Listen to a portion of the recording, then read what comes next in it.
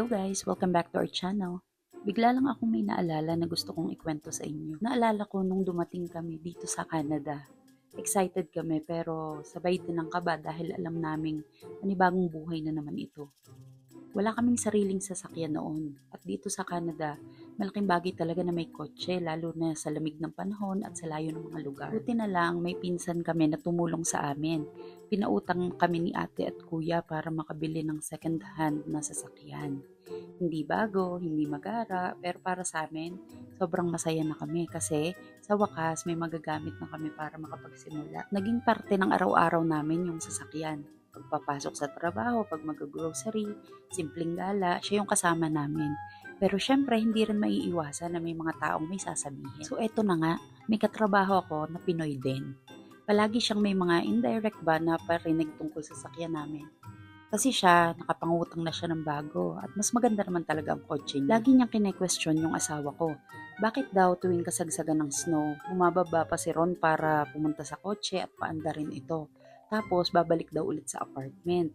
Tinanong niya pa ako kung wala daw ba kaming remote starter. Sabi ko na lang, wala hindi pa kasi kaya ng budget. Tsaka luma na rin naman talaga yung kotse namin. Pero kahit ganon, hindi ako nahihiya, hindi kami nahihiya kasi alam naman namin na yun lang talaga ang kaya namin. Eto pa, winter noon.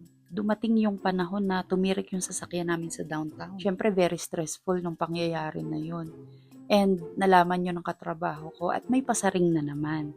Sabi niya, kaya daw siya hindi kumuha ng luma, kasi ayaw nga daw niya ng mga ganitong problema. Para bang pinahihiwatig niya na mali yung desisyon namin, na para bang may ambag siya, ganun. Nagkaroon tuloy ng nickname yung kotse, tinawag ba naman ng anak ko na Recti, kasi tumirek. Gets niyo? Dahil naging parte na siya ng journey namin dito, hindi namin siya tiningnan na pabigat, kundi kasama.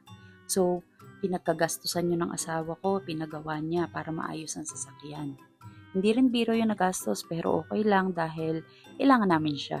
At sa awa ng Diyos, nakabalik siya ng ayos, gumanda ulit ang takbo at nagamit naman ulit ng ayos. Alagang-alaga namin yung sasakyan na yun kahit luma. Kasi sa amin, yung value niya, hindi nasusukat sa itsura o sa brand. Pero darating talaga yung panahon na kailangan mo na mag-let go. Napagdesisyon na namin na ibenta na si Recti. Hindi dahil hindi siya mahalaga, kundi dahil kailangan na rin namin mag-move forward. Finally, nakakuha na kami ng bagong sasakyan para sa convenience at para sa safety ng asawa ko pagpapasok siya sa work. At gaya dati, sinamahan ulit kami ni ate at kuya. Sila na naman yung umabay sa amin. Maraming salamat po talaga sa inyo. Hindi lang yung bagong kotse, kundi yung journey namin.